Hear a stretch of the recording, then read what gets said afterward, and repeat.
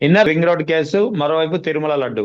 ఈ రెండింటి విషయంలో ముఖ్యంగా చంద్రబాబు నాయుడు ప్రభుత్వానికి కోర్టుల ద్వారా ఒక ఎదురు కానుందా అంటే ఖచ్చితంగా అలాంటి పరిస్థితే కనిపిస్తుంది. ఎందుకంటే Alla Ramakrishna Reddy inner ring road case విషయంలో హైకోర్టును ఆశ్రయిస్తే, అటు బీజేపీ సీనియర్ నేత సుబ్రహ్మణ్య స్వామి తిరుమల లడ్డు విషయంలో ఏకసభ్య కమిషన్ సవాలు చేస్తూ ఆయన సుప్రీంకోర్టును ఆశ్రయించినటువంటి పరిస్థితి. సో ఈ అంశాలపై మనతో మాట్లాడేందుకు జనసేన మాజీ ప్రతినిధి, ప్రముఖ లాయర్ రజనీ గారు ఉన్నారు. మేడం నమస్తే. సుబ్రహ్మణ్య స్వామి పిటిషన్ వేశారు, చూసే ఉంటారు. సుప్రీంకోర్టులో తిరుమల లడ్డు విషయంలో సిబిఐ నేతృత్వంలో ఒక సిట్ దాఖలైనా సరే దాన్ని సవాలు చేస్తూ ఏకసభ్య కమిషన్ ఏర్పాటు చేయడంపై అభ్యంతరం వ్యక్తం చేస్తూ ఆయన సుప్రీంకోర్టును ఆశ్రయించారు. ఇది ఖచ్చితంగా సుప్రీంకోర్టు ఆదేశాలని ఉల్లంఘించడమే అనేది ఆయన ప్రధానంగా చెప్తున్నటువంటి అభిప్రాయం. నమస్తే సార్. ముఖ్యంగా సుబ్రహ్మణ్య స్వామి గారు హిందూ ధర్మాన్ని గట్టిగా పాటిస్తున్నారని చెప్పాలి సార్. ఇది ఒక చిన్న విషయం కాదు సార్. ఏదైతే అయోధ్యలో లడ్డూలో పంది కొవ్వు కలిసింది అంటే అయోధ్య ఆ గుడి ఆవిష్కరణకి వచ్చిన వారు ఐక్యరాజ్య సమితి నుంచి కూడా వచ్చిన వాళ్ళు చాలా మంది ఉన్నారు సార్. అక్కడ ఉండేటటువంటి బ్రాహ్మిన్స్ అయోధ్యలో రామాలయాన్ని చూడడానికి ఎప్పుడో మేము విదేశాలకు వెళ్ళిపోయామంటూ వచ్చిన వాళ్ళు కూడా ఉన్నారు. సో ఇక్కడ కల్తీ లడ్డు అంటే దాని గురించి ఇన్వెస్టిగేషన్ చేద్దాం, ఓకేడాన్. కానీ ఏకంగా పంది కొవ్వు, చేప నూనె, లేకపోతే ఆవు కొవ్వు ఇవన్నీ కలిపేసి చేశారు ఆ లడ్డూలో. అసలు ఇంకా అదేంటంటే డ్రైనేజ్ కి సంబంధించి బాత్రూమ్ క్లీనింగ్, హార్పిక్ లాంటివి కూడా వాడేసినారు అంటూ పెద్ద పెద్ద నాయకులు, ఒక హోదాలో ఉండే గౌరవ సీఎం గారు, డిప్యూటీ సీఎం గారు, విద్యాశాఖ మంత్రులు వీళ్ళు మాట్లాడుతుంటే అపహాస్యంగా ఉంది. మీరెలా నిర్ధారిస్తారంటూ గతంలో సుప్రీంకోర్టు పెట్టిన చివాట్లకి అప్పటికప్పుడు కొంత ఆపినారు సార్. మళ్ళీ ఇప్పుడు సిబిఐ నిర్ధారించిన తర్వాత ఆ సిబిఐ కూడా ఎందుకు వచ్చిందని అడగండి. సిట్టే వేసినారు వాళ్ళు. కానీ సిట్టును మించి వైవి సుబ్బారెడ్డి గారు అనుకుంటండి దీన్ని సుప్రీంకోర్టులో పెట్టి మేము సిబిఐ విచారణకు వేయించండి, ఇది రాష్ట్రానికి సంబంధించిన కాదు, ప్రపంచ సంపద, ప్రపంచ ప్రతిష్ట, దీన్ని ఒక రాష్ట్రంలోనిటువంటి అంటే పోలీస్ శాఖ నిర్ధారించడం కాదు, సెంట్రల్ బ్యూరో ఆఫ్ ఇన్వెస్టిగేషన్ ద్వారా ఎంక్వైరీ చేపించండి అంటే అక్కడ సంబంధించినటువంటి రిపోర్ట్ ఏదో వచ్చింది సార్. దాంట్లో ఇదే యానిమల్ ఫ్యాట్ లేదు, లో అంటే లేదు అని దాని అర్థం అంటూ నేను చెప్తా వినరు కదా, ఉండవల్లి అరుణ్ కుమార్ గారు చెప్పారు. సో మనకి చదువు అంటే దాని గురించి సిబిఐ విచారణలో ఏమొచ్చిందో అని ఎమ్మెల్యేలని, ఎంపీలని, అధికార ప్రతినిధుల్ని, లేకపోతే హోమ్ మినిస్టర్ గారిని అందరినీ మాట్లాడేమంటే దాని గురించి ఎవరు మాట్లాడాలా? సిబిఐ విచారణ రిపోర్ట్ గురించి, దాని గురించి పూర్తిగా అవగాహన ఉన్న వాళ్ళు మాట్లాడాలి. సో చాలా దారుణం. ఎనీవే, సుబ్రహ్మణ్య స్వామి గారు వేసింది ఎలా ఉంటుందంటే, ఒక సర్జన్ గనక సర్జరీ చేసి అయిపోయిన తర్వాత ఆర్ఎంపీ డాక్టర్ సలహాలు తీసుకుంటాం చూడండి మనం, అట్లా ఉంది సార్. సిబిఐ అంటే అత్యున్నత వ్యవస్థ, అంటే అత్యున్నత న్యాయస్థానం తర్వాత అత్యున్నత దర్యాప్తు వ్యవస్థ. అది నిర్ధారించి ఇది అని తెలిస్తే ఇది కాదు ఇంకేదో ఉంది అంటూ ఒక కమిటీ మీరు వేస్తే ఆ కమిటీలో ఉన్నవారు ఎవరు? సిబిఐలో ఉండేటటువంటి నాలెడ్జ్ ని మించిన వారా? సుప్రీంకోర్టు న్యాయమూర్తుల కంటే మించిన వారా అంటూ ఈ రోజు సుబ్రహ్మణ్య స్వామి గారు ఛాలెంజ్ చేస్తూ సుప్రీంకోర్టులో దాఖలు చేసిన పిటిషన్ లో పార్టీలుగా పెట్టింది ఎవరినో తెలిస్తే ఆశ్చర్యపోతారు. దీంట్లో చంద్రబాబు గారు ఉన్నారు, ముఖ్యమంత్రి చంద్రబాబు నాయుడు పేరు ఉంది, తర్వాత టిటిడి పేరు ఉంది, తర్వాత వీళ్ళ సిబిఐ సిట్ కూడా ఉంది ఇందులో ప్రతివాదుల కింద. కానీ పవన్ కళ్యాణ్ పేరు లేదేంటి madam? Deputy CM Pawan Kalyan పేరు లేదు సార్. పవన్ కళ్యాణ్ గారు అంటే మీకు మాకు రాష్ట్రానికి డిప్యూటీ సీఎం, కానీ రాజ్యాంగంలో డిప్యూటీ సీఎం అనే ఒక పదవే లేదు సార్. మనము అభిమానంతో క్రియేట్ చేసుకున్నటువంటి ఆ పదవికి అధికారాలు ఏమి ఉండవు సార్. ఏదో ఒక కలెక్టర్ గనక లీవ్ పెడితే ఇన్ఛార్జ్ కలెక్టర్ జాయింట్ కలెక్టర్ అవుతాడు అంటే అంతే. జాయింట్ కలెక్టర్ అవడు. జాయింట్ కలెక్టర్ కి పూర్తి అధికారాలు ఉండవు. కానీ ఇంకా ఈ రోజు డిప్యూటీ సీఎం అని మనం చెప్పుకోవడమే, కానీ ఆయన ఒక పంచాయతీ శాఖ మంత్రి, ఒక అటవీ శాఖ మంత్రి, ఇంకేదైనా శాఖలు ఉంటే ఆ శాఖ మంత్రి, అంతేకాని ఈ రాజ్యాంగంలో డిప్యూటీ సీఎం కి ప్రత్యేకమైన అధికారాలు అవన్నీ లేవు సార్. అంటే మేము చిన్నప్పుడు చదువుకున్న పుస్తకాల్లో గవర్నర్ అధికారాలు, రాష్ట్రపతి అధికారాలు, ముఖ్యమంత్రి అధికారాలు, ప్రధానమంత్రి అధికారాలు ఇవన్నీ ఉంటాయి, కానీ ఉప ముఖ్యమంత్రి అధికారాలు ఇవంతా ఉండవు సార్. అందుకని అతన్ని పార్టీగా పెట్టరు. అతను రెస్పాన్సిబిలిటీ కాదు, అతను అకౌంటబిలిటీ కూడా కాదు ఈ కేసుకి. అతను చెప్పినట్టు ఎలా జరుగుతుంది? ఎవరతను? Deputy CM. అవును. ఏం అధికారం ఉంటది? ఉండదు. ఉండదు. అర్రే అధికారం లేదనే కదా ఒక సీఎం ఫోటో అన్ని గవర్నమెంట్ ఆఫీసుల్లో ఉంటది. మీరు డిప్యూటీ సీఎం ఫోటో ఎలా పెడతారు అంటే, ఆయన కూడా ఆ హోదా గల వ్యక్తి, ఆ గౌరవం తగ్గ వ్యక్తి అంటే మనం ఇచ్చుకుందాం గౌరవం. కానీ రాజ్యాంగంలో ఆ హోదా లేదు.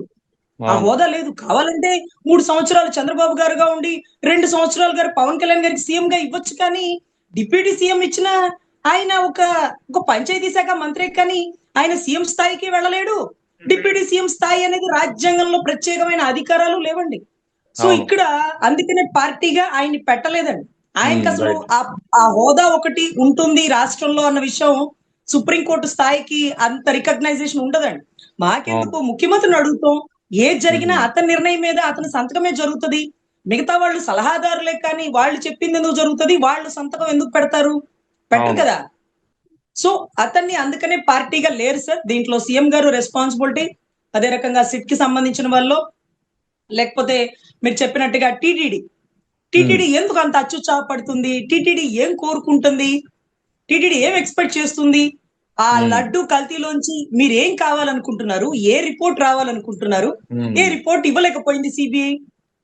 సో ఒకటి సార్, నిజంగా పందికో ఉంటే సిబిఐలో పెద్ద పెద్ద ఇన్వెస్టిగేషన్ రిపోర్టర్లు, అధికారులు, ఒక అత్యున్నత స్థాయి గల వాళ్ళు ఉంటారు. వాళ్ళు నిర్ధారిస్తారు.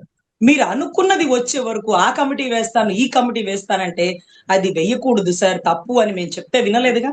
అందుకనే సాక్షాత్తు సుబ్రహ్మణ్య స్వామి గారే దిగాల్సి వచ్చింది.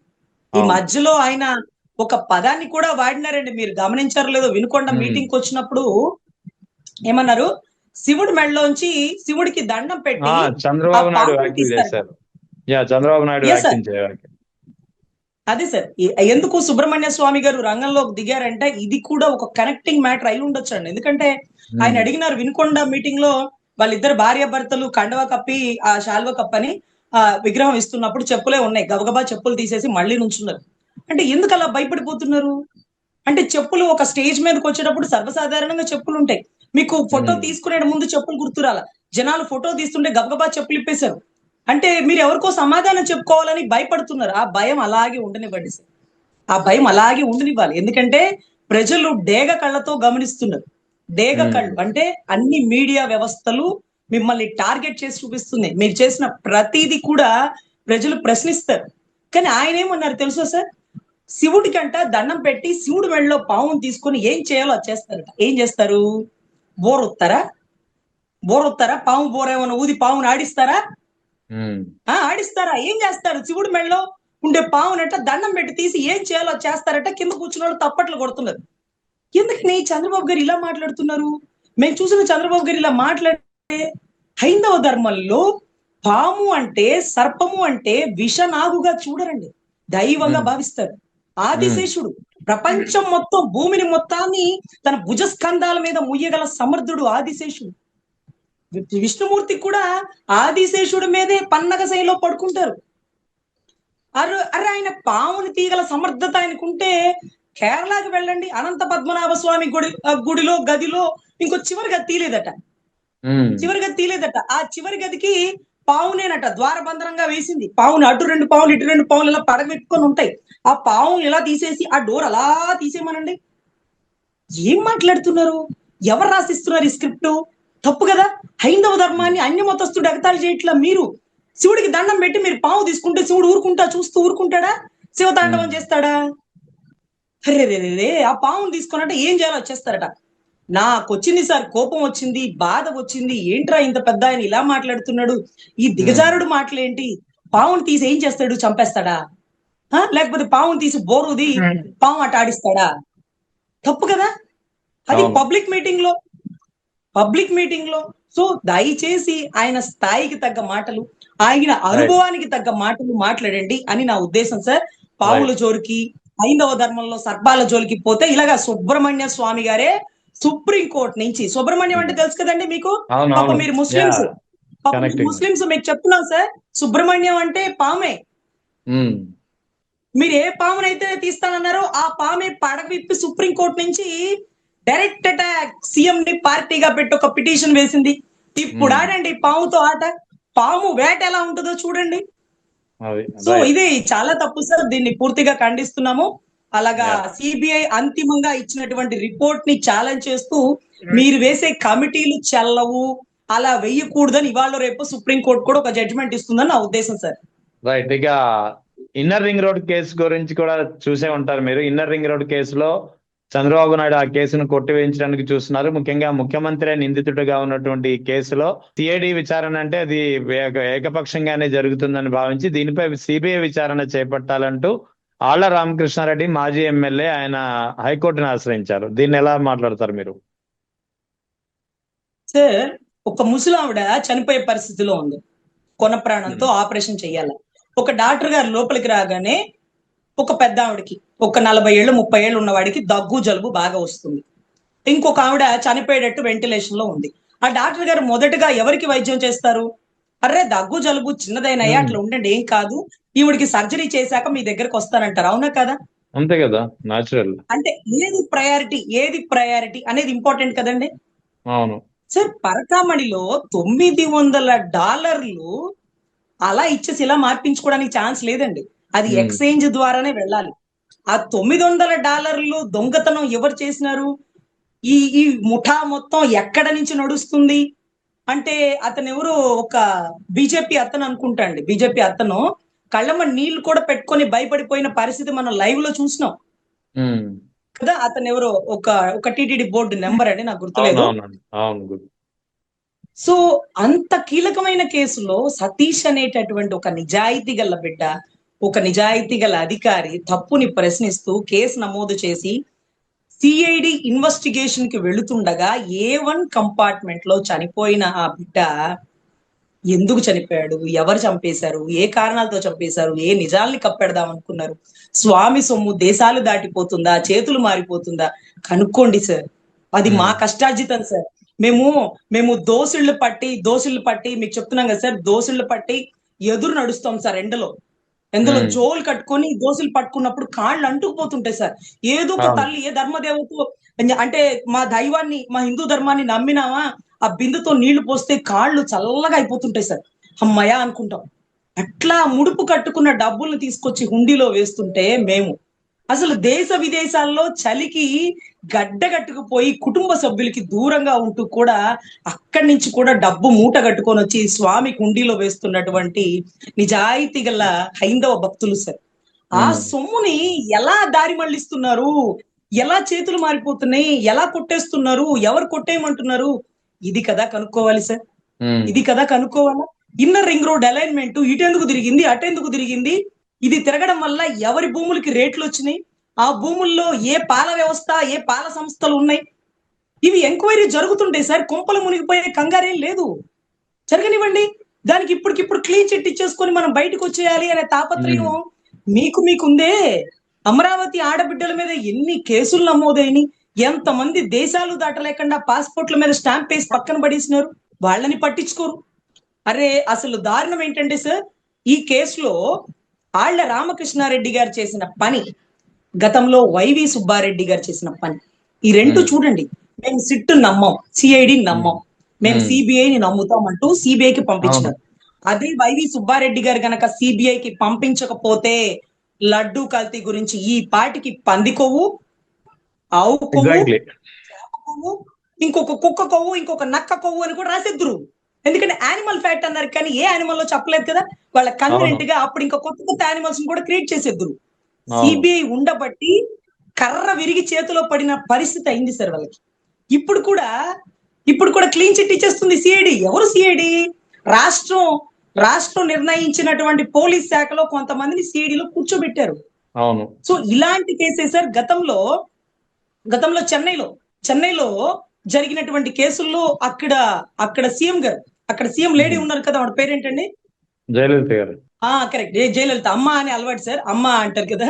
సో అమ్మకి సంబంధించినటువంటి కేసులో, జయలలిత అమ్మ కేసులో, ఆ కేసుల్ని ఆవిడ ముద్దాయిగా ఉన్నప్పుడు అక్కడ ఉండేటటువంటి విచారణ సంస్థ పక్క రాష్ట్రాలకి బదిలీ చేసినారు సార్.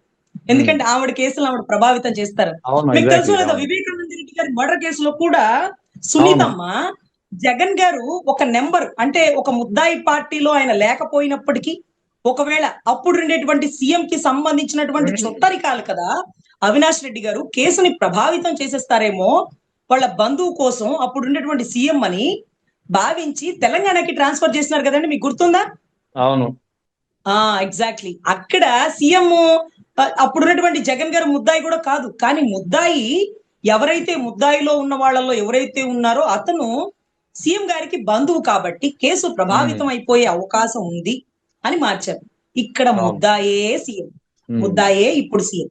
మరి ఇప్పుడు ముద్దాయిగా సీఎం గా ఉంటే వెంటనే ఈ కేసుని ఏ రాష్ట్రానికి బదిలీ చేయాలి? ఏ రాష్ట్రంలో సీఎం గారి కబంధ హస్తాలు లేని రాష్ట్రానికి ఈ కేసుని బదిలీ చేయాలి. ఈ గోలంతా ఎందుకండి? అన్ని చోట్ల ఆయనకి సంబంధించినటువంటి వర్గం ఏదో ఉంటది అన్న అనుమానంతో ఈ గోల ఆ గోల ఎందుకు? డైరెక్ట్ గా సిబిఐ విచారణకు పెట్టించేసేయండి. అంటూ 486 పేజీల గల ఆధారపూర్వకమైనటువంటి ఎవిడెంటరీ డాక్యుమెంటరీ పొందుపరిచినారు అప్పట్లో. అవును. సో దాంట్లో 320 310 నుంచో పూర్తిగా ఆధారాలు ఈ రింగ్ రోడ్ ఇలా తిరిగి ఇలా వెళ్ళింది కదా, ఆ వెళ్ళిన దగ్గర భూములు ఎట్లా ఉన్నాయి, అవి ఎవరివి, ఎవరి పేరుతో రిజిస్ట్రేషన్ అయినాయి, వారి బినామీలు ఎవరు, వారి ఓనర్లు ఎవరు, వారి చుట్టరికాలు ఎవరు, వారికి సీఎం గారి కొడుక్కి ఉండేటటువంటి సన్నిహిత సంబంధాలు, ఇవన్నీ కూడా ఆధారపూర్వకంగా లిఖితమై ఉందండి. సో దానికోసమనే మీరు ఎంక్వైరీ చేస్తే సీఎం గారికి ఫేవర్ గానే వస్తుంది కాబట్టి ఎంక్వైరీ ట్రాన్స్పరెంట్ గా జరగాలి. సీఎం గారి పేరు లేకపోతే గుడ్, ఉంటే మీరు మార్చేస్తారేమో నన్ను ఒక భయంతో సిబిఐకి పెట్టించండి అన్నటువంటి ఆళ్ల రామకృష్ణారెడ్డి గారు వేసినటువంటి పిటిషన్ తాలూకా వివరాల మేరకి ఖచ్చితంగా ట్రాన్స్పరెంట్ గా జరగాలి అంటే ప్రతి కేసు సిబిఐకి పెట్టాల్సిందే.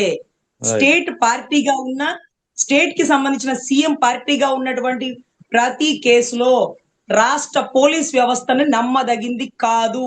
ఇది జయలలితమ్మ దగ్గర నుంచి జరుగుతున్నది, గతంలో చాలా చోట్ల కూడా జరిగింది.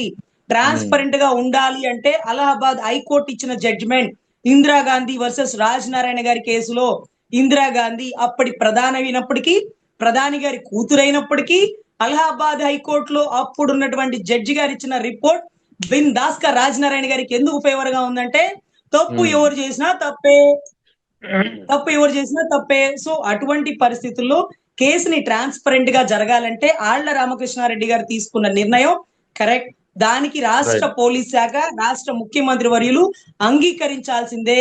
వాళ్ళలో నిజాయితీ ఉంటే ఎక్కడైనా నిజం బయటకు వస్తుంది.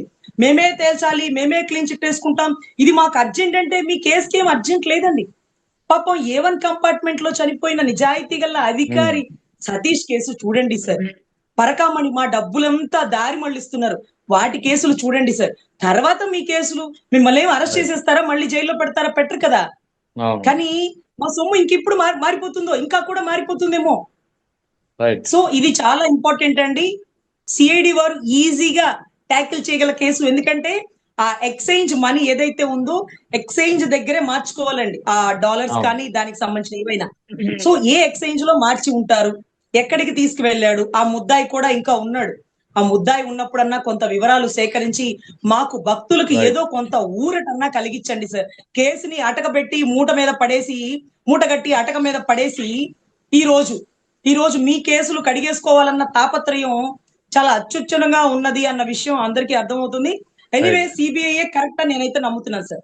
Right madam. ఇక తాజాగా అంబటి రాంబాబు బయటకు వచ్చిన తర్వాత మీపై ముఖ్యంగా ప్రశంసల వర్షం కురిపించారు. ఆయన జనసేన మాజీ ప్రతినిధి రజనీని చూసి నేర్చుకోండి అని చెప్పారు. ఏంటి మేడం ఆయన అంతలా మిమ్మల్ని కీర్తించిన విషయం ఏంటంటారు, మీరేమంటారు దీనికి? సార్ ఆయన అరెస్ట్ వల్ల సగం జీవితం సంకనాగిపోయింది నాదే సార్. ఎందుకంటే చాలా దారుణం. అసలు తప్పుని తప్పు అన్నాను, నిప్పులు పెట్టడం తప్పు అన్నాను, కర్రలు తీసుకొని శాఖ చైర్మన్లు రోడ్డు మీదకి రావడం తప్పు అన్నాను, SIT CID investigation part of the investigation లో ఫ్లెక్సీ కట్టకూడదు అన్నాను. నా దరిద్రం కాకపోతే నేను అన్నది కరెక్ట్ అని రాష్ట్రంలో అందరికీ తెలుసండి, కానీ ఎవరు కూడా దీన్ని ఖండించలేకపోయారు. నేను కూడా ఖండించకుండా ఉండేద్దును, కానీ నా గుంటూరు ఏరియాలో జరిగింది. అందులోనూ రాంబాబు గారండి ఏదైతే ఆ విగ్రహం రంగా గారి విగ్రహం దగ్గర ఆయన్ని కారులో వెంబడిస్తూ, ఆ విగ్రహం దగ్గర ఆయన మీద కర్రలు పట్టుకొని వెంబడిస్తూ, ఆయన మీద దాడి చేస్తూ బూతులు తిడుతుంటే చాలా బాధ అనిపించిందండి. ఎందుకంటే ఆ విగ్రహం అక్కడ ఉండడానికి గల ప్రధాన కారణం అంబటి ఓపెన్ గా రాంబాబు. మా గుంటూరు అందరికీ తెలుసండి, అంబటి రాంబాబు గారు. ఓకే. రాత్రికి రాత్రి విగ్రహం ప్రతిష్ఠించడానికి వీలు లేదు అంటే, అప్పట్లో మేము ప్రతిపక్షంలో ఉన్నాం, వాళ్ళు ప్రభుత్వంలో ఉన్నారండి. ఉమ్, నేను నిర్మోహమాటంగా చెప్పాను, ఈ విగ్రహం ఇక్కడ ప్రతిష్ఠించాలి అంటే మనకి సహాయం చేయగల వ్యక్తి ఒక్క అంబటి రాంబాబు గారే. కావటి ఉమ్, మనోహర్ గారు, రోసయ్య గారు వీళ్ళందరూ ఉన్నారు. కానీ మినిస్టర్ ఉమ్, స్థాయిలో ఉన్న వ్యక్తి మాటే చెల్లుతుంది. అంటే అప్పటికప్పుడు అక్కడ ఉండేటటువంటి కాపు సామాజిక వర్గం మొత్తం అర్ధరాత్రులు వెళ్ళి అంబటి ఉమ్, రాంబాబు గారి సత్తెనపల్లిలో ఉన్నారండి. ఆయన తలుపులు కొట్టి కూర్చొని చర్చించి ఉమ్, అప్పటికప్పుడు రాత్రికి రాత్రి ఆ విగ్రహం అక్కడ ఆవిష్కరిస్తే పొద్దునకి పొద్దున వచ్చి దండేసినటువంటి పరిస్థితి అండి. సో ఉమ్, అంత గొప్పగా ఆ విగ్రహాన్ని అక్కడ ప్రతిష్ఠించడంలో ఆయన కీలక పాత్ర ఉందండి. నేను రంగా గారి అభిమానం అండి. ఏ నాయకులకి అంటే ఏ రాజకీయ నాయకులకి నేను అభిమానం నేను ఎప్పుడు చెప్పుకోనండి. రైట్. రంగా ఓకే. గారి అభిమానం. ఆయన ఆ విగ్రహం అక్కడ ఉండడానికి ప్రధాన నాంది ఆయనండి. ఆ రోజు స్టేజ్ మీద సభ జరుగుతుండగా ఆ ఉమ్, విడుదల రజనీ గారు వచ్చినారు, రోసయ్య గారు వచ్చినారు, రాధా అన్న వచ్చినారు, వీళ్ళందరూ వచ్చినారు. ఉమ్, కాకపోతే చీఫ్ గెస్ట్ అంబటి రాంబాబు గారు లేకపోతే హెల్త్ మినిస్టర్ గారు కాబట్టి వాళ్ళకి చివరిలో మైక్ ఇస్తారు. First yeah. మైక్ నాకు ఇచ్చినారండి. నేను ఉమ్, మాట్లాడుతూ ప్రశంసల వర్షం కురిపించేసినాను రాంబాబు అన్న మీద. అన్న ధన్యవాదాలు అన్న, ఈ విగ్రహం ఇక్కడ వచ్చిందంటే ఇక్కడ ఉందంటే ప్రధాన భూమిక మీరే పోషించారు, మీకు మేము రుణపడి ఉంటాం, మీ రుణం తీర్చుకోలేదన్నా. థ్యాంక్ యూ అన్న, థ్యాంక్ యూ సో మచ్ అన్న. ఇంకొకటి హ్యాట్స్ ఆఫ్ అన్న, మీ వల్ల సాధ్యమైంది అంటే పొగడ్తలతో ముంచెత్తినప్పుడు రాంబాబు గారు నా చేతిలో ఉండే మైక్ తీసుకుని అమ్మ ఓకే, మా ప్రభుత్వం ఉంది కాబట్టి నేను చేసినాను, నేను ఎలాగ ధర్మంగా చేసినానో న్యాయంగా చేసినాను, ఒకవేళ మీ ప్రభుత్వం వచ్చినా లేకపోతే ఒకవేళ న్యాయంగా అన్యాయంగా నా మీద ఏదైనా దాడి జరిగినా, అన్యాయంగా నా మీద ఎప్పుడైనా ఉమ్, ఇబ్బంది జరిగినప్పుడు న్యాయంగా మీరు రుణపడి ఉన్నానన్నారు కాబట్టి నిలబడతారా తల్లి అన్నారు. ఇంకా ఉమ్, లైవ్ సార్ అందరూ చూస్తున్నారు, స్టేజ్ మీద నాయకులు అందరూ ఉన్నారు, మైక్ తీసుకొని అన్న నా పార్టీతో సంబంధం లేకుండా న్యాయవాదిగా మీకు ఎప్పుడు అధర్మంగా మీ మీద దాడి చేసినా, అధర్మంగా మీరు ఏదైనా ఇబ్బంది పడుతున్నా ధర్మంగా న్యాయంగా నా సపోర్ట్ ఎప్పుడు మీకు ఉంటుందన్నా. ఇప్పుడు చెప్తున్నాను, రుణం తీర్చుకోలేనిది అన్నాను కాబట్టి రుణం తీర్చుకునే అవసరం వచ్చినప్పుడు ఖచ్చితంగా నేను నిలబడతానన్నా ఉమ్, అని చెప్పినాను సార్. అది అది అనుకోకుండా జరిగిన ఘటనలో ఆయన విగ్రహం దగ్గర వెంబడించడం, ఆయన మీద అలా ఉమ్, దాడి చేయడం, ఒక గ్రంథాలయ శాఖ చైర్మన్ బూతులు తిట్టడం, అక్కడున్న ప్రతి ఒక్కరు రాంబాబు గారిని తిట్టడం. ఆయన అంతకు ముందు ఏం తిట్టలేదండి, ఆ ఫ్లెక్సీ అలా ఎలా కడతారు అది తీసేస్తాను ఉమ్, అన్నారు. తర్వాత వెంబడించినారు, అనుకోకుండా ఒక మాట ఆయన నోట్లో దొర్లింది. ఆయనంతటా ఆయనే ప్రెస్ మీట్ పెట్టి క్షమాపణ కూడా చెప్పినారు. అయినా కానీ అంతమంది వందల వేల మంది వెళ్ళి ఇళ్ల మీద కార్లు పగలు కొట్టి ధ్వంసం చేసి, ఆఫీసులు పగలు కొట్టి, గుణపాలు తీసుకొని రైట్. గోళ్లు పగలు కొట్టి, ఇంటి లోపల మహిళలు ఉన్నటువంటి పరిస్థితి. దీన్ని తప్పుని తప్పు అన్నాం సార్. దీనివల్ల ఎన్నో సమస్యలు ఎదుర్కొంటున్నాం, కానీ ధర్మంగా నిలబడదాం, ధర్మం వైపు పోరాడదాం. రజనీ గారు అందుకే మీరు ఏ పార్టీ వైపు నిలబడతారు అంటే వాళ్ళకి చెప్పే సమాధానం ఏ పార్టీ వైపు కాదండి, ధర్మం ఉమ్, వైపు నిలబడతాను. దానివల్ల ఎన్ని సమస్యలు వచ్చినా ఎదుర్కొంటాను, ఎంతమంది బూతులు తిట్టినా స్వీకరిస్తాను అనే దానికి నేను చాలా స్టాండ్ అయి ఉన్నాను సార్. ఎనీవే ఎనీవే ఆయన థ్యాంక్స్ చెప్పకుండా మళ్ళీ ఆయన ఒక స్టేట్మెంట్ ఇచ్చిన దారుణం ఏంటంటే, సిగ్గు తెచ్చుకోండి ఆ రజనీ గారిని చూసి, జనసేన రజనీని చూసి అన్నారు. అవును. మళ్ళీ పెట్టాడు రా స్వామి నిప్పు అనుకున్నాను సార్. ఆ, అందరికీ థ్యాంక్స్ చెప్పాడు, అలాగే నాకు కూడా ఏదో మూల పడేసి ఆ రజనీ గారు థ్యాంక్స్ అంటే అయిపోతుంది. సిగ్గు అవును. తెచ్చుకోండి ఆ అమ్మాయిని చూసి అంటే ఇప్పుడు మళ్ళీ అందరు కలిసి లేచి మేము అమ్మాయిని చూసి సిగ్గు తెచ్చుకోవాలా? అది ఎవరిని ఉమ్, డైరెక్ట్ గా పవన్ కళ్యాణ్ గారిని, నాగబాబు గారిని "ఏమయ్య, అమ్మాయి చూసి సిగ్గు తెచ్చుకోండి మీరు" అనే మాట ఉమ్, అన్నారు. కాబట్టి ఇది ఎంత దూరం వెళ్ళిపోతుందో. నాకు ఎవరో మంచి చేద్దామని తాపత్రయపడతారు సార్, వాళ్ళు నాకు మంచి చేయబోగా వాళ్ళ మాటల వల్ల నాకు చెడు ఎక్కువ వచ్చి వెంబడొస్తుంది. మీరు పొగిడిన అవును. దానికి సంతోషిస్తారా రజనీ గారు అంటే, దాని వెనకాల వచ్చేటటువంటి దారుణమైన పరిస్థితులను చూసి ఆ పొగిడిన పొగడ్తలకు కూడా నేను సంతోషపడే పరిస్థితుల్లో లేను సార్. నా రైట్. డ్యూటీ నేను చేసినాను, న్యాయవాదిగా ఫైట్ చేసినాను, ఏ ఇబ్బందులు వచ్చినా ఎదుర్కొంటానని చెప్తాను సార్. అయితే ఒకటి, ఇప్పుడు మీరు ప్రశ్నించిన నేరానికి ఈ మధ్యన కాలంలో అంటే ఎప్పుడైతే మీరు అంబటి రాంబాబు ఇష్యూ స్టార్ట్ అయిందో, ఫ్లెక్సీ వివాదం స్టార్ట్ అయిందో, అప్పటి నుంచి మీరు బయటకు వచ్చి మరి నిర్మోహమాటంగా ప్రశ్నిస్తున్నారు. అన్యాయం తప్పు జరిగింది కాబట్టి తప్పును తప్పుగా ప్రశ్నిస్తానంటున్నారు. కానీ ప్రశ్నించడానికి పార్టీ పెట్టినటువంటి పార్టీలో ఉన్నటువంటి మీ మాజీ అభిమానులనే అనాలి, ఇప్పుడైతే మీరు పార్టీలో లేరు కాబట్టి. ఆ ఫాలోవర్స్ ఎవరైతే ఉన్నారో జన సైనికులు కానీ ఇటు టీడీపీ నుంచి కూడా పెద్ద ఎత్తున మిమ్మల్ని చాలా ట్రోల్ చేస్తున్నారు. ఏమంటారు? సార్ అదే నాకు ఎప్పుడెప్పుడో నేను మాట్లాడి కూడా బయటకు తీసి అవి ఇవి అని చేస్తున్నారు సార్. కానీ ఒకటి గుర్తుపెట్టుకోవాలి సార్, ప్రశ్నించే పార్టీ అని అన్నారు కాబట్టి చెప్తున్నాను సార్. 2 సంవత్సరాల నుంచి, అంటే అరౌండ్ ఒక 20 మంత్స్ నుంచి, 20 నెలల నుంచి ప్రతిదీ నేను గమనిస్తున్నాను సార్. ఆయన ప్రశ్నించడం ఆపేసినారా మానేసినారా నాకైతే తెలియట్లేదు సార్. చాలా దారుణంగా సుగాలి ప్రీతి విషయంలో కూడా అండి, ఆయన కర్నూలులో కవాతులు చేసినారు, మీకు గుర్తుంది కదా. అవును, గుర్తుందండి. అంటే అప్పుడు వైసీపీ ప్రభుత్వ హయాంలో కూడా కర్నూలులో ఆయన ఒక పెద్ద ర్యాలీలు చేసి, స్టేజ్ మీటింగులు చేసి, అప్పుడున్నటువంటి సీఎం తో గట్టిగా పోటాపోటీగా వాగ్వివాదం అయితే చేసినారు, మీకు గుర్తుంది కదా. యా. కానీ ఇప్పుడు ఈ ప్రభుత్వంలో ఆ తల్లి సార్, సుగాలి ప్రీతి వాళ్ళమ్మ ఇంట్లోంచి బయటకు వచ్చి కలెక్టర్ ఆఫీస్ ముందు కూర్చోడానికి కూడా పరిస్థితి లేదు సార్. అంటే right to moment, fight right అన్నమాట. పోరాడే హక్కు మనకి రాజ్యాంగం ఇచ్చింది, నాయకులకు అది ఇచ్చేది. వాళ్ళు ఉరవడానికి, వాళ్ళు రేపు పోయే నాయకులు రాజ్యాంగం కల్పించింది, బాబాసాహెబ్ అంబేద్కర్ గారు కల్పించినారు. ఈ రోజు ఆ తల్లి బయటకు వస్తానంటే అడుగడుగున హౌస్ అరెస్టులు అంట సార్.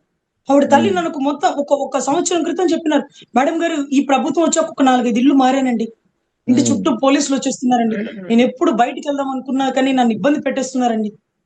అది కరెక్ట్ కాదు సార్. ఆ టైంలో మనకి వాళ్ళు ఫ్రీడమ్ ఇచ్చారు కాబట్టి మనం కవాతులు చేసుకోగలిగినాం. ఈ టైంలో మనం కనీసం ఆవిడతో ఎవరు రాము కదా, ఎలాగో ఆవిడ ఒక్కతే బయటకు వచ్చి. మీ మీద వచ్చే ట్రోలింగ్ కి మీరు ఇచ్చే సమాధానం ఏంటి సార్? నా మీద వచ్చే ట్రోలింగ్ కి సార్, పదవులు ఇవ్వలేదని రజనీ గారు పక్కకి వెళ్ళిపోయారు అన్నారు. పదవులు అంటే మీ ఉద్దేశం ఒక డైరెక్టర్ పోస్ట్, ఎందుకంటే మేము మధ్య తరగతి వాళ్ళం కాబట్టి జీతంతో బతకాలి సార్. ఒక డైరెక్టర్ పోస్ట్ 15,000 జీతం సార్. ఒక చైర్మన్ పోస్ట్ 1 లక్ష రూపాయలు జీతం సార్. ఈ డైరెక్టర్ పోస్ట్ కోసమో, ఈ చైర్మన్ పోస్ట్ కోసమో రజనీ గారు బయటికి వెళ్ళిపోయినారు అంటే అది తప్పు సార్.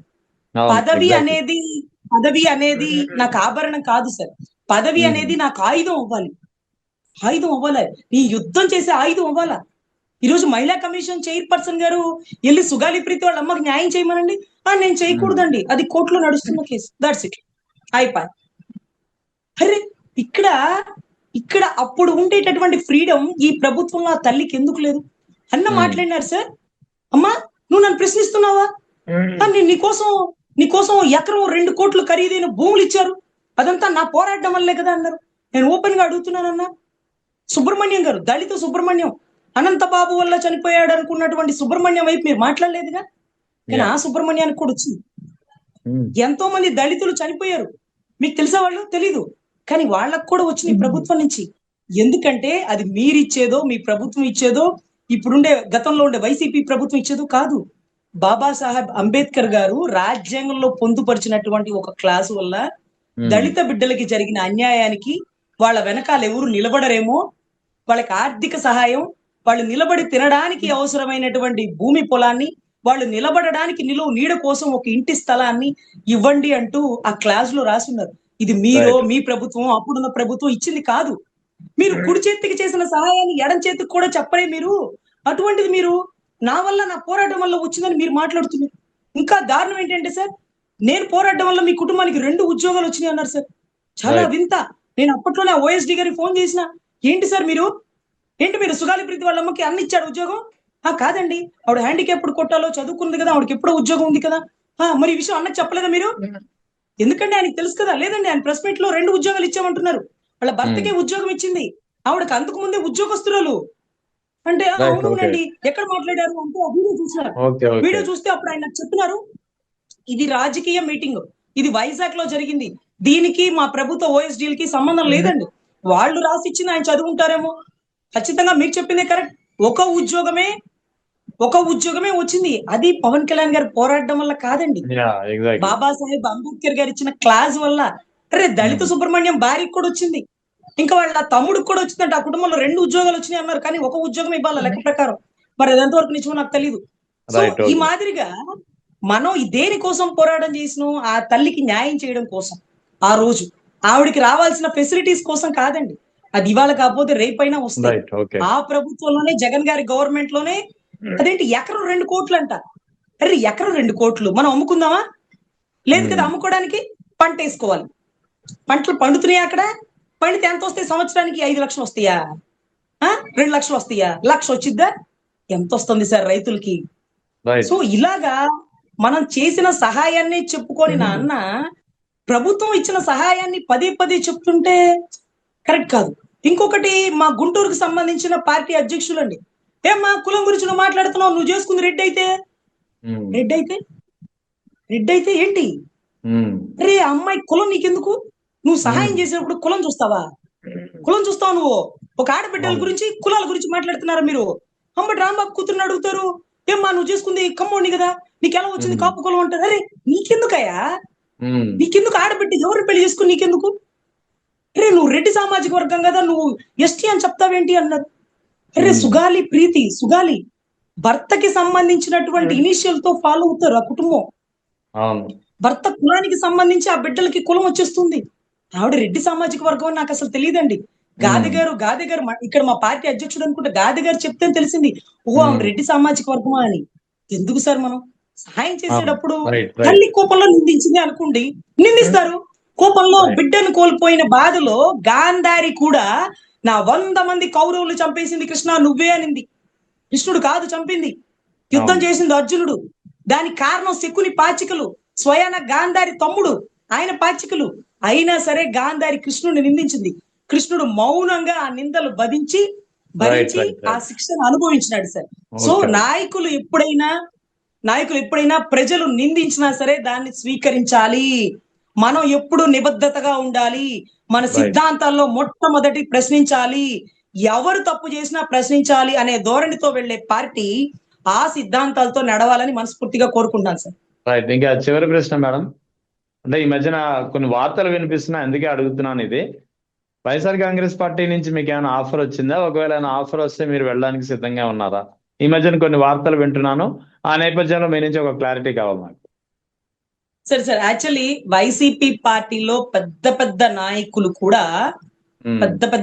కూడా నాకు ఫోన్ చేసినారండి వాస్తవానికి. రైట్. ఓకే. చేసి చాలా ధర్మంగా మాట్లాడినారమ్మా, లా రైట్. అండ్ ఆర్డర్ మాట్లాడినారు, సబ్జెక్ట్ మాట్లాడినారు అని చెప్పారు సార్. ఉమ్, కానీ ఎవరు పార్టీలోకి ఇన్వైట్ చేయడమేమో నాకు తెలియదు, కానీ ఓకే. గౌరవ జగన్ రెడ్డి గారు మాత్రం ఒక్క మాట సంబోధించినారన్న విషయం నా దృష్టికి వచ్చింది sir.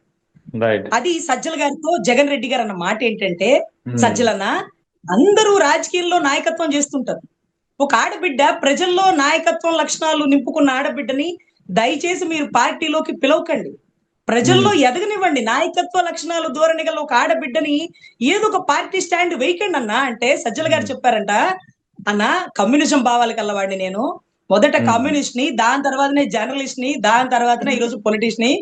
What ever it may be, ఆ అమ్మాయి సిద్ధాంతాలు కరెక్ట్ గా ఉన్నాయి, ఆ అమ్మాయి ధోరణిలో అమ్మాయి పోనివ్వండి.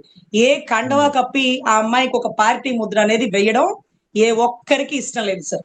So right. ఖచ్చితంగా నేను తప్పుని తప్పు అని ప్రశ్నిస్తాను కాబట్టి ఏ రాజకీయ నాయకుడు నన్ను పిలిచి కండవా కప్పి నన్ను ఇబ్బంది పెట్టడు అనేటటువంటిది ఒకటి దృఢంగా నమ్మండి. గౌరవ కానీ జగన్ రెడ్డి గారే నిర్ణయించుకున్నది ఏంటంటే, జనాల్లో నాయకురాలుగా ఎదగనివ్వండి. ఎందుకు ఒక పార్టీ ముసుగెందుకు? పోరాడుతుంది, ఉమ్, ధర్మంగా పోరాడుతుంది, పోరాడనివ్వండి, తప్పే ఉంది. కనీసం ఎవరు పిలువకండి, తప్పది. ఆ అమ్మాయికి ఇష్టమైతే అమ్మాయి మనతో మాట్లాడుతుందేమో, వద్దు. అంతే. మీరుగా ఇన్వైట్ చేయకండి, అంతే. ఆ అమ్మాయిని అలా ఎదగనివ్వండి, మనకెందుకు తప్పు. కానీ నిజంగా అమ్మాయికి హ్యాట్స్ అవసరం ఆఫ్. అనిపించింది. మీ మీ మీ మీ గురించి అంత పాజిటివ్ గా జగన్ గారు మాట్లాడారంటే చాలా హ్యాట్స్ ఆఫ్. అవును సార్, అందరికి కండవాలు కప్పి పిలవడం ఎందుకు సార్? అవును, ఒకళ్ళనన్నా జనాల్లో నాయకురాలుగా ఎదగనివ్వండి. అవును, అదే వాళ్ళు కదా. ఏ నింద అయితే వేస్తుంది. ఇప్పుడు ఆయన కనిపించుంటది, అంటే వాళ్ళు ఒక మీటింగ్, ప్రెస్ మీట్ పెట్టుకున్నప్పుడు అడిగినారట, పెద్ద వాళ్ళు సజ్జల గారు అడిగినారట, పేర్ని నాని గారును, అంబటి రాంబాబు గారు, జోగి రమేష్ ఉమ్, గారును, ఏమయ్యా నువ్వేమన్నా అమ్మాయిని అడిగినావా సహాయం? అడగలేదా? ఎవరన్నా డబ్బులు ఏమన్నా ఆఫర్ చేసినారని చెప్పుకుంటారు, ఎవరన్నా అడిగినారా? లేదన్నా. మరి ఎందుకే మన వైపు మాట్లాడింది సార్? అమ్మాయి మన వైపు మాట్లాడలేదు సార్, ధర్మం వైపు ధర్మం మాట్లాడింది. వైపు మాట్లాడారు. ఆ అదృష్టం ఏంటంటే ఆ ధర్మం వైపు మనం ఉన్నాం, అంతకు మించి ఏం లేదు సార్ అన్నారట. రైట్, రైట్, సో ఇది నిజంగా భగవంతుడు నాకు ఇచ్చినటువంటి అప్రిసియేషన్ సార్. దయచేసి జగన్ గారు నన్ను అర్థం చేసుకున్నందుకు ధన్యవాదాలన్నా. నేను ఏ రైట్, పార్టీలోకి రావడం ఇష్టం లేదన్నా, తప్పుని తప్పు అనే ప్రశ్నిస్తా. మీరు చెప్పినట్టు రైట్. జనాల్లో నాయకురాలుగానే ఉంటాను కాబట్టి ఏ కండవ కప్పుకునే ఉద్దేశం లేదు. ఈ క్లారిటీ జనసేన వరకో టీడీపీ వరకో కలిగితే యా, చాలు సార్. రైట్. పిలవాలనుకున్న వాళ్ళే పిలవడం మానేశారు. ఎందుకంటే ఉమ్, అందరూ రాజకీయం చేస్తే ఎవరన్నా ఒకళ్ళన్నా నాయకత్వం చేయండి, అవును, ఆడబిడ్డ రైట్, రైట్. చేస్తుందండి. సో ఎనీవే, మీ నుంచి ప్రజలకు ఆ క్లారిటీ వెళ్ళాలి sir. Thank thank you you. YCP పార్టీకి చాలా థ్యాంక్స్ అండి. రైట్ అండి, thank you very much. Thank you.